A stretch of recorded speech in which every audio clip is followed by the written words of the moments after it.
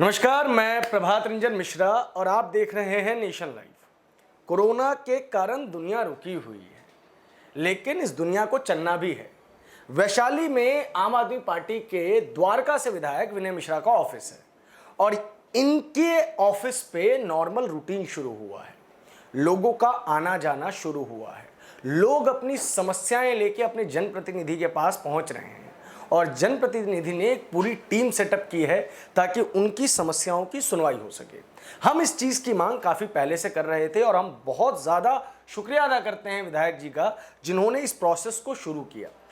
क्या वजह रही सबसे पहले कि इस प्रोसेस को आपने दोबारा रूटीन में लाने की कोशिश की? देखिए, सबसे बड़ी बात कि हमारा रूटीन तो नॉर्मली वही था। लॉकडाउन हुआ, लॉकडाउन के बाद जो सबसे बड़ी समस्या थी खाने को लेकर, जो हमारे जो माइग्रेंट लेबर्स या जो दिहाड़ी मजदूर थे उनको दिक्कत हुई खाने पीने की। मैं धन्यवाद करना चाहूँगा दिल्ली सरकार का, हमारे मुख्यमंत्री श्री अरविंद केजरीवाल जी का, मनीष सिसोदिया जी का, हमारे उप मुख्यमंत्री साहब का, कि इमीडिएटली संज्ञान लिया और हमारे यहाँ स्कूल्स में खाना शुरू करवाया। उसके बाद सैनिटाइजेशन ड्राइव चलाया जल बोर्ड ने। राघव चड्ढा जी को बधाई दूंगा कि जल बोर्ड के द्वारा सैनिटाइजेशन ड्राइव चलवाया, तो जो लोगों की डिमांड थी सैनिटाइजेशन को लेकर वो हमने करवाया। फिर जो पीडीएस जो कार्ड होल्डर्स हैं उनको तो राशन मिल रहा था, बट बहुत से ऐसे थे जिनके नॉन पीडीएस कार्ड होल्डर्स जिनके पास राशन नहीं था, ड्राई राशन की ज़रूरत हुई, क्योंकि जो लोग स्कूल्स में जाके खाना ले रहे थे वो तो ले रहे थे, लेकिन बहुत सारे ऐसे लोग हैं जो जाना नहीं चाहते थे। तो उसके लिए दिल्ली सरकार ने आधार कार्ड से जो है उनको जो है कार्ड होल्डर्स को राशन देना शुरू किया। तो उसको फैसिलिटेट कराना हमारा लोकल विधायक का काम था कि जिसको मान लो आधार कार्ड से उसको रजिस्टर कराने में दिक्कत आ रही थी, या स्कूल में मान लीजिए हमारे वॉलंटियर्स लगे हैं, सोशल डिस्टेंसिंग कराना है, तो हमारी तमाम टीम लगी हुई थी। और मुझे लगता नहीं है कि कोरोना लॉकडाउन के बाद हमने वो लॉकडाउन देखा, हमने नॉर्मल वही रूटीन बना के रखा। हाँ, ये था कि लॉकडाउन की वजह से लोग घर से निकल नहीं सकते थे, इसलिए हमने भी ऑफिस और हमारा भी स्टाफ, देखिए स्टाफ और सब इंसान है, ह्यूमन बीइंग है, सबकी फैमिली है, तो हमारे स्टाफ में भी थोड़ा सा डर था कि सर हमारे घर वाले थोड़ा सा हमको भी रोकते हैं, तो थोड़ा सा इसलिए हमने। इसी पर एक सवाल, आपको डर नहीं लगा था? आप मतलब कि शुरुआत से मैं देख रहा था कि मैं बहुत सारे विधानसभाओं को कवर कर रहा था, उसमें मैं एक्टिविटी देख रहा था और आई फाइंड कि आप बहुत सारी स्कूल्स पे, इनफैक्ट सभी स्कूल्स पे खुद अवेलेबल थे, सैनिटाइजेशन ड्राइव में खुद अवेलेबल थे। और मैंने एक चीज़ और देखी कि आपकी जो इलेक्शन टीम थी या आपके साथ जो कार्य करने वाले लोग थे, जो किसी शायद ऑफिस पोस्ट पे नहीं है, वो भी आपके साथ कार्य कर रहे थे, जिसकी वजह से हमने देखा कि एक सिस्टमैटिक रूप में जो है वर्क हुआ। अब कोरोना के बाद की ज़िंदगी की बात की जाए तो मैंने कोरोना के लॉकडाउन के बीच में देखा कि आपने एक सड़क के कार्य का निर्माण शुरू करवाया। जिन जगहों पे पानी नहीं आ रहा था उसके बारे में संज्ञान लिया। इस पे मैं आपके साथ आज बातचीत करना ज़्यादा उचित समझूंगा, क्योंकि कोरोना के साथ हमारी नियमित चुनौतियां भी हैं। हमारी सड़कें खराब हैं, हमारी गलियों में पानी नहीं आ रहा है।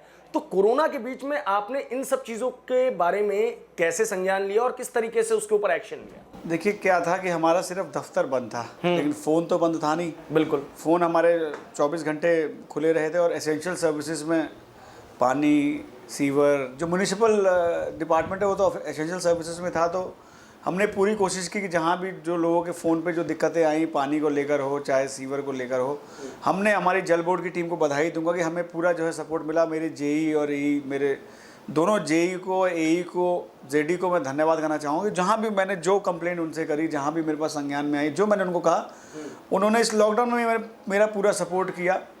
और जो आपने बताया कि जो पद पे नहीं है, मेरे वॉलंटियर्स और जो मेरे साथी, मैं बधाई दूंगा उनको कि इस कोरोना काल में भी उन्होंने पूरी जहमत के साथ कोशिश की और मेरे साथ उन्होंने पूरा भरपूर प्रयास किया कि द्वारका विधानसभा में किसी भी नागरिक को तकलीफ ना हो। बाकी देखिए 100% तो सेटिस्फेक्शन मैं दे नहीं सकता, लेकिन मेरी कोशिश है कि जो मेरे पास आए या जिसका मेरे पास फ़ोन आ जाए या किसी मेरे साथी के पास फ़ोन आ जाए उसका काम हो।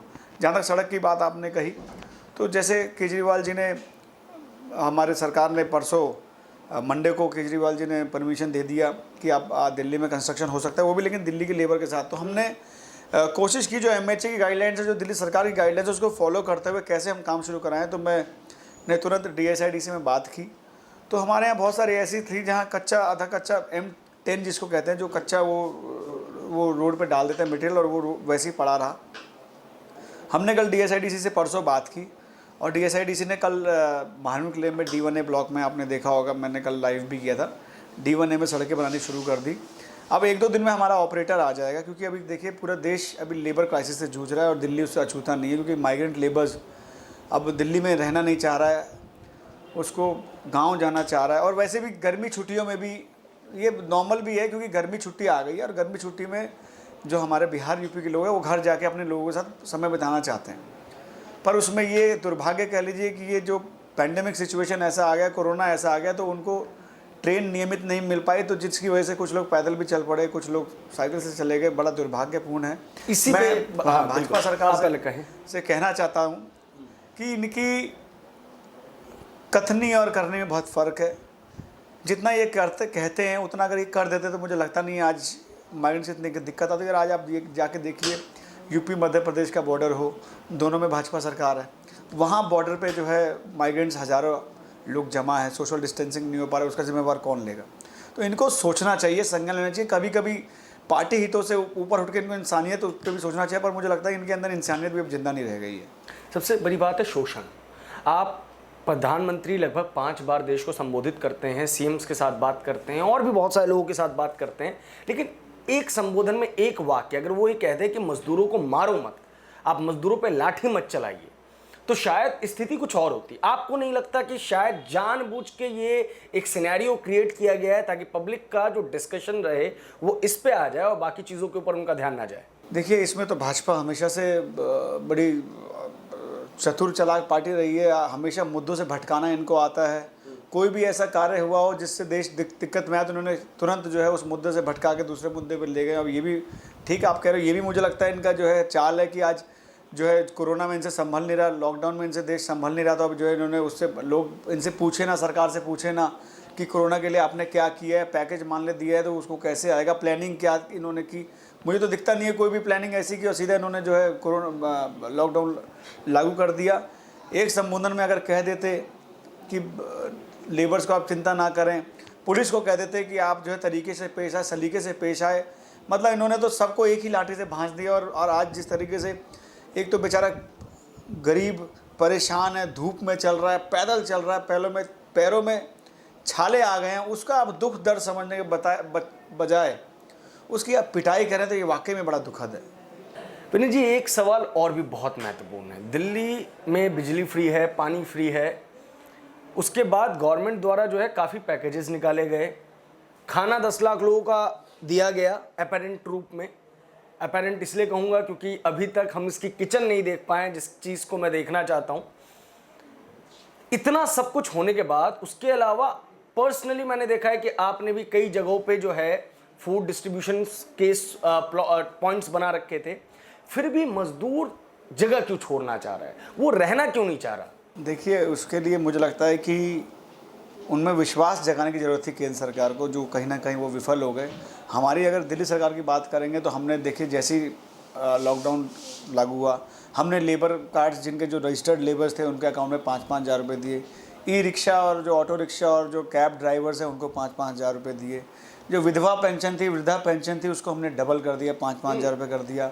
जो राशन कार्ड होल्डर था उसका हमने राशन डबल कर दिया। जिसके पास आधार कार्ड या जिसके पास कुछ भी नहीं थी पहचान, उसको हमने जो है MLA और MPs को जो है कूपन्स दिए, जो आप कूपन दो और अपना राशन ले लो।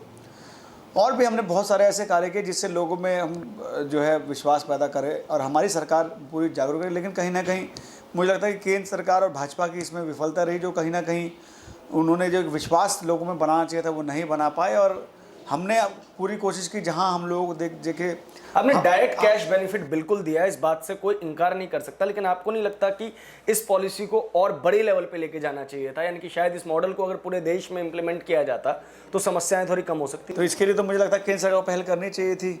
देखिए, दिक्कत क्या है कि भाजपा जो है भाजपा को लगता है वही सही है, बाकी कोई सही नहीं। अगर मान लीजिए भाजपा को अगर ऐसा था तो सब चीफ मिनिस्टर से बात करके जो सुझाव अच्छा लगता है उसको इम्प्लीमेंट करना चाहिए था। लेकिन आज भी इनको जो है इम्प्लीमेंटेशन पे जोर नहीं, आज भी इनको राजनीति करनी है। आज यूपी बॉर्डर पे क्या हो रहा है आप देख लीजिए, यूपी बॉर्डर में लोग जो है यहाँ से हम लोग बसें भर के भेज रहे हैं, उसको ये लोग रोक देते हैं, उसको परमिशन नहीं देते हैं कि उनका नाम ना खराब हो जाए। तो राजनीति करने की इस समय तो राजनीति करने की जरूरत नहीं थी, बल्कि इस समय तो माइग्रेंट्स को जो है और उनको जो हमारे लेबर जिनमें विश्वास कहीं ना कहीं सरकार के प्रति जो खो गया और जो एक संवेदनशील रवैया था उसको इनको ठीक करना चाहिए। पर भाजपा मुझे लगता है उसमें पूरी तरह विफल हो गई। और आज मैं पूछना चाहता हूँ कैमरे के माध्यम से, आप बताइए ना मुझे, दिल्ली में 7 सांसद है, कहाँ है दिल्ली के 7 सांसद?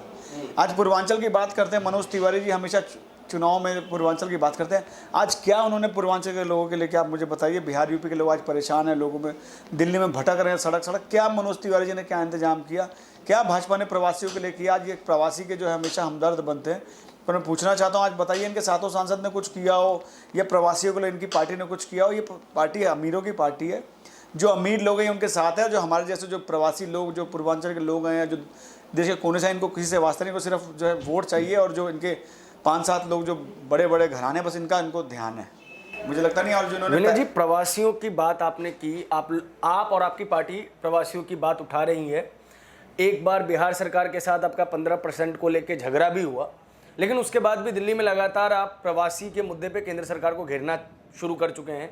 राजघाट पे आपने और आपकी टीम ने एक शांतिपूर्ण जो है प्रदर्शन किया और आपको हिरासत में लिया। आपको लगता है कि इस वक्त में शायद ये प्रदर्शन नहीं करना चाहिए था? देखिए, जब कोई सरकार सोई हुई तो उसको जगाने के लिए ये लॉकडाउन एक बहाना नहीं बनना चाहिए सरकार के सोने का। ये लॉकडाउन सरकार को जगाने का भी बहाना बनना चाहिए। जब हमने देखा कि जो है भाजपा गरीबों को कुचल रही है, जिनके जितने भी इनके शासित प्रदेश हैं, चाहे उत्तर प्रदेश है, मध्य प्रदेश है, आप देखिए वहाँ लेबरों को पीटा जा रहा है, जहाँ देखो वहाँ डंडे से मारा जा रहा है। तो हमने कोशिश की कि भाजपा जो गरीब विरोधी पार्टी है, इसको जगाने का समय आ गया। और उसके लिए हमने एक सांकेतिक धरना, जिसमें माननीय हमारे पूर्व फाइनेंस मिनिस्टर जो इस देश के हैं, यशवंत सिन्हा जी, हमारे पार्टी के राज्यसभा अध्यक्ष श्री संजय सिंह जी, और मेरे विधानसभा में साथी श्री दिलीप पांडे जी के साथ मैं भी उसमें शामिल हुआ। शांतिपूर्ण हमने धरना दिया और हम चाहते थे कि भाजपा इसका संज्ञान ले। गरीबों को जिस तरीके से मारा जा रहा है, पीटा जा रहा है, उनको पीटना छोड़कर उनको घर भेजने की व्यवस्था करें। आज आपको मैं बताना चाहता हूँ, रेलवे की क्षमता पर डे में 2,30,00,000 लोग ये पर डे में मूव कर सकते हैं। 20,000 लगभग ट्रेनें इनकी पर डे चल सकती हैं। क्यों नहीं चलाते हैं? ये 15 ट्रेन, 20 ट्रेन, 100 ट्रेन का दे के लॉलीपॉप दे रहे हैं। ये मूव ही नहीं करना चाहते। अगर इनकी जो है कथनी अगर ठीक होती तो मुझे लगता नहीं है माइग्रेंट्स को इतनी दिक्कत होती। आप एक दिन में ट्रेन चला के आप सबको मूव करके उनके घर पहुंचा दीजिए, क्या दिक्कत है आपको? ये बता। आज हमने दिल्ली सरकार से, आपने कहा पैसा वहन के लिए, हमने पैसा वहन किया। आज हमारी दिल्ली की डीटीसी की जितनी बसेज हैं, आप देखिए हमारे जहाँ बस डिपो, जहाँ स्क्रीनिंग हो रहा है, हमने डॉक्टर्स की टीम बिठा रखी है, वहाँ हम लोग स्क्रीनिंग कर रहे हैं। और वहीं से हमारी डीटीसी की बसें जो हैं फ्री ऑफ कॉस्ट उनको जो है रेलवे स्टेशन लेके जा रही है। और रेलवे स्टेशन पे जो हमारी ट्रेनें, एसी ट्रेनें, उनको फ्री में ले जा रही है। हम उनको ट्रेन में भी ले जा रहे हैं, हम उनको टिकट भी दे रहे हैं, हम उनको ट्रेन में खाना भी दे रहे हैं। तो हम उनको कोशिश कर रहे हैं कि पूरी सुविधा देने की, ताकि उनको विश्वास हो कि दिल्ली सरकार उनके साथ खड़ी है। और इस दुख में भी, इस कोरोना के महामारी में भी दिल्ली सरकार हर गरीब और कुचले वर्ग की आवाज़ है, और उनकी आवाज़ हम लोग बने रहेंगे। एक सवाल इसी चीज़ से, हुक्मदेव नारायण यादव मधुबनी से भारतीय जनता पार्टी के सांसद थे, अब उनके पुत्र वहाँ से सांसद हैं। नोटबंदी का दौर था, उस वक्त उन्होंने एक बहुत मशहूर लाइन कही थी कि इस देश में जब हम रोड पे चलते हैं तो सड़क से कुत्ता झांकता है तो लगता है कि कुत्ते की ज़िंदगी आम लोगों की ज़िंदगी से बेहतर है।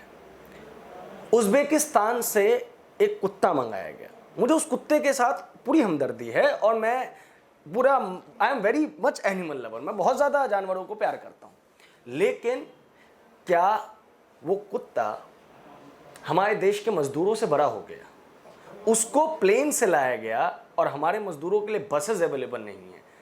क्या देश में जो 11 करोड़ एमएसएमई सेक्टर के अंदर लोग कार्य कर रहे हैं, सरकार उनके बारे में बिल्कुल नहीं सोचेगी? और आपसे सवाल करने का मकसद ये है, अरविंद केजरीवाल और आम आदमी पार्टी लगातार सरकार को घेरती रही है, लेकिन आम आदमी पार्टी का रवैया शायद थोड़ा सा बदल गया है। आप लोग सॉफ्ट कॉर्नर रखने लग गए हैं सेंट्रल गवर्नमेंट के लिए। नहीं, ऐसा नहीं है। देखिए, सॉफ्ट कॉर्नर नहीं है। हमने केंद्र सरकार से ट्रेनें मांगी, उन्होंने हमें ट्रेनें दे दी। तो जो हमने मांगा, अभी हमें पूरा सपोर्ट मिला। लेकिन कहीं ना कहीं जिन्होंने वंदे भारत मिशन चलाया, जो बाहर से लोग, अमीर लोगों को लाने का, कहीं ना कहीं जो आप जो कुत्ते की बात की है, बड़ी हैरानी वाली बात है।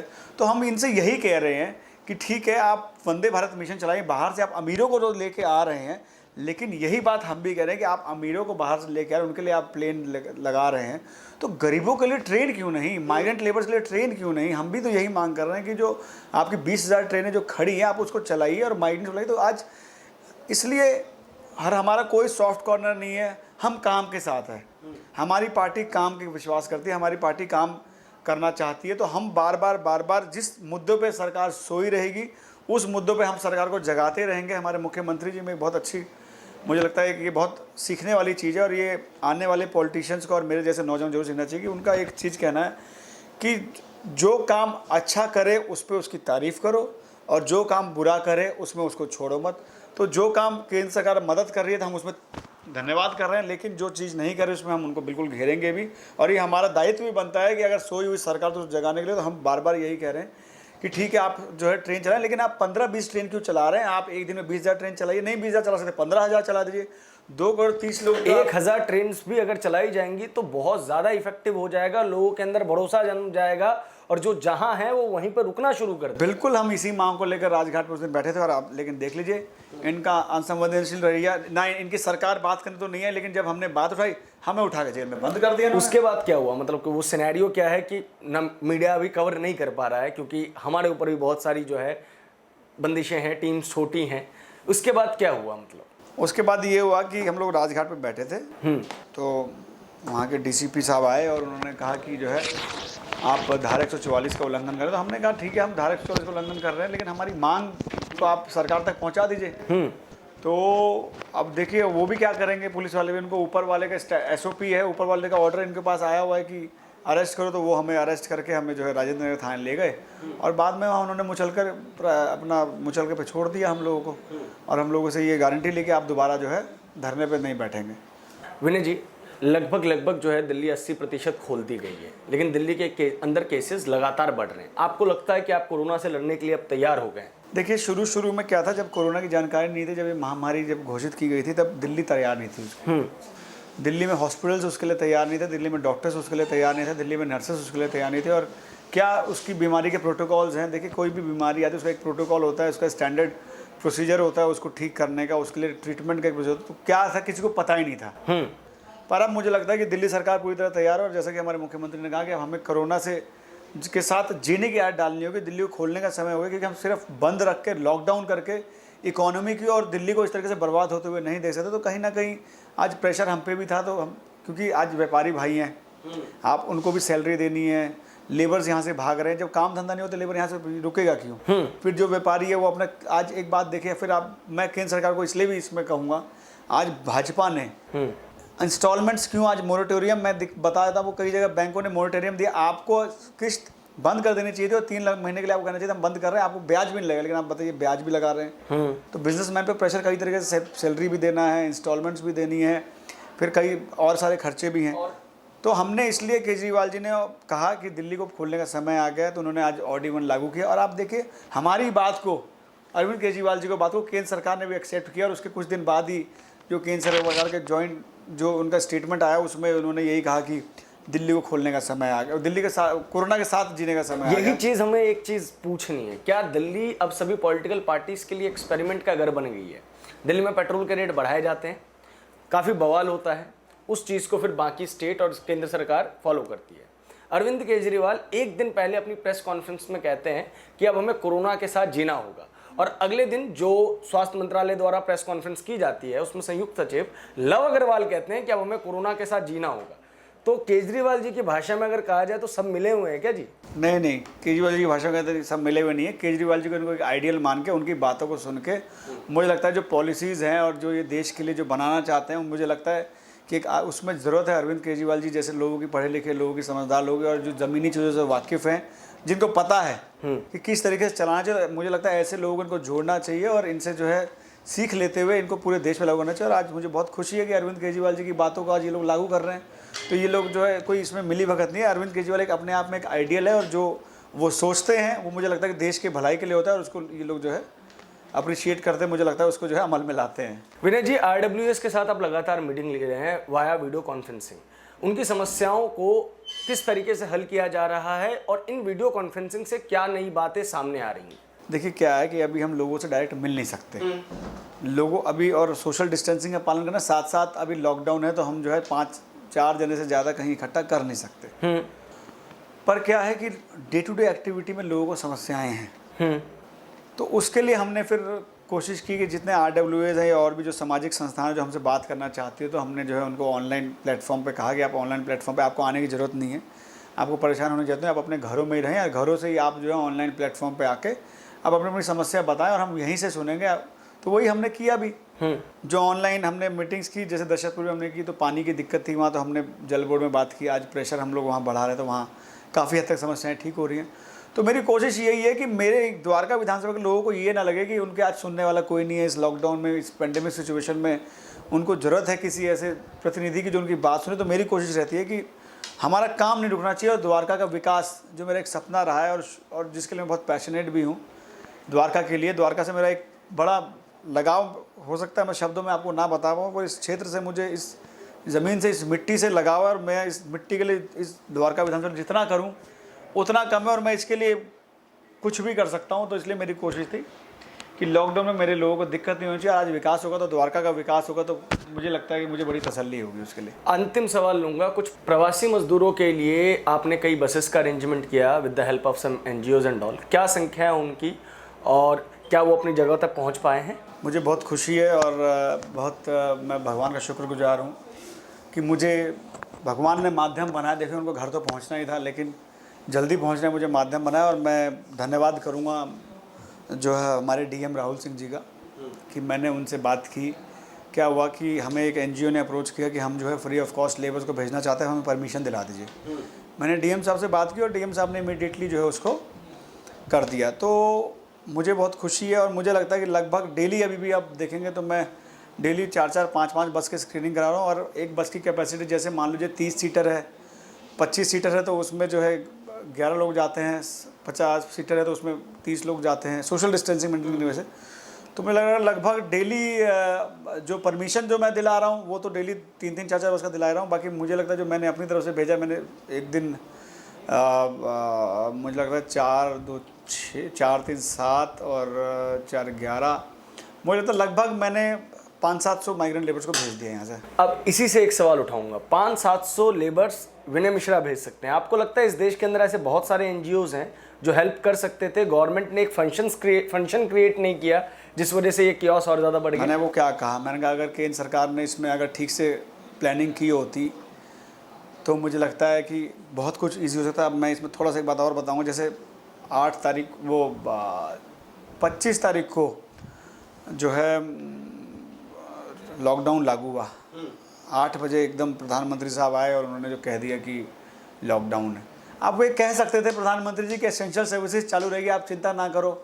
उन्होंने स्टेटमेंट दिया और सारी दुनिया जो डिपार्टमेंटल स्टोर की तरफ भाग ली। तो ये माइन्यूट सी प्लानिंग है। अगर माइन्यूट सी प्लानिंग ये कर लेते अपने, आप संबोधन करते हैं, आप खाली 10-15 मिनट भाषण देते हैं, आप प्लानिंग करके आप प्लानिंग बताओ ना, हम ये करना चाहते हैं। तो मुझे लगता है कि अगर कहीं ना कहीं ये प्लानिंग, अगर ये माइग्रेंट लेबर्स को लेके या और भी सरकारों को ऑन बोर्ड लेकर अगर डिसीजन लेते तो मुझे लगता है इतनी दिक्कत नहीं आती। पर वही है, वन मैन शो चल रहा है अभी, जो ना खाता ना वही, जो मोदी साहब कहे वो सही। तो जो उनका मन आता है वो करते हैं। नोटबंदी में भी बिना प्लानिंग के कर दिया। जो है जो उस टाइम जो GST लगाया उसका सॉफ्टवेयर तैयार नहीं था, उसके लिए डिपार्टमेंट तैयार नहीं था, प्रॉपर ट्रेनिंग नहीं हुई थी, लागू कर दिया। तो ऐसे ही मोदी साहब का मन मर्जी चल रहा है, जो मर्जी आता है करते हैं। तो उनसे मेरी यही दरख्वास्त है, कम से कम प्लानिंग करके आप करें तो मुझे लगता है कि देश के लोगों को दिक्कत नहीं आएगी। बहुत बहुत धन्यवाद विनय जी हमसे बात करने के लिए। हम लगातार आपसे आपके क्षेत्र का अपडेट लेते रहते हैं और आप भी देते रहते हैं। हम कोशिश कर रहे हैं कि जनता के समक्ष जो है उनके जनप्रतिनिधियों को लगातार रूबरू कराते रहें। देश और दुनिया की सभी बड़ी खबरों के लिए आप नेशन लाइव को सब्सक्राइब करना ना भूलें। एक बार फिर से आपका धन्यवाद।